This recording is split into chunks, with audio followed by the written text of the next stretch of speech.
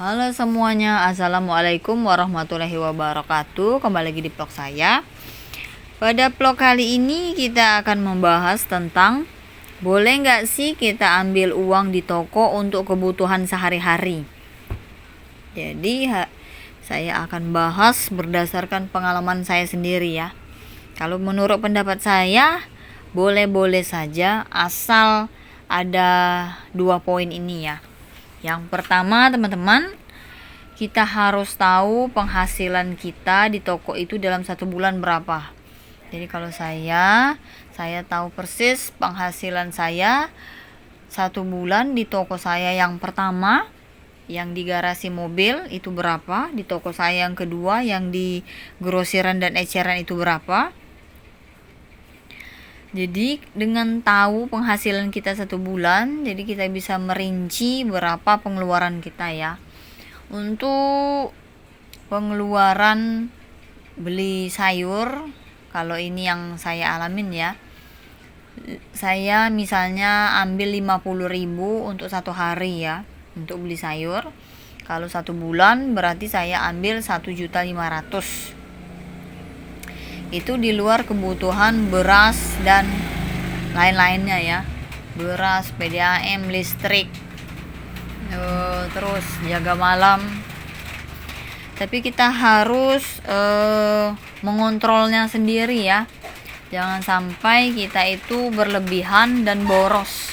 Yang penting kita itu cukup dan pas kegunaannya. Jangan pula kita terlalu hemat untuk diri sendiri dan keluarga ya. Jadi harus tahu hitungannya, yang penting kita itu cukup dan pas untuk kebutuhan kita. Kalau kita mau keuntungan lebih teman-teman, berarti kita itu harus menambah varian barang di toko kita.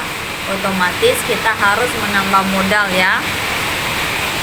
Dengan varian yang lebih lengkap, otomatis omset kita di toko itu naik, jadi penghasilan kita juga naik teman-teman.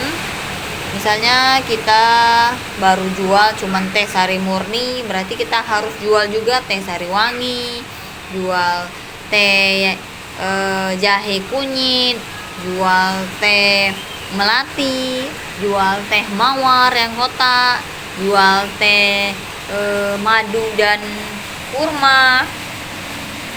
Kita perhitungkan saja ya teman-teman. Kalau nggak berani ambil banyak, minimal ambil satu lusin. Itu akan memperbanyak keuntungan dengan macam-macam barang yang kita miliki. Karena orang bisa jadi mau belinya apa, terus lihat itu jadi tertarik untuk membeli ya. Misalnya kita di toko cuman jual rotinya cuman ada 5 macam, kita tambahin lah mungkin macamnya lagi, kita jual roti Mari Regal, ada yang Mari Regal kacang, ada yang coklat, terus ada yang wafer Mari Regalnya. Untuk deterjen kalian bisa tambahkan misalnya deterjen Sayang yang ukuran 780 gram, ada yang rencengan. Itu harganya masih masuk di pasaran ya, yang rencengan 5.000, yang besarnya kita jual 16,5. Nah untuk air mineral misalnya bisa kalian tambahin, ada yang klub, ada yang aqua, ada yang kristalin, ada yang alfa. Untuk tepung bumbu misalnya bisa ditambahin yang ukuran seperti tadi, yang 1 kilo dari Mama Suka, ada yang 1/4.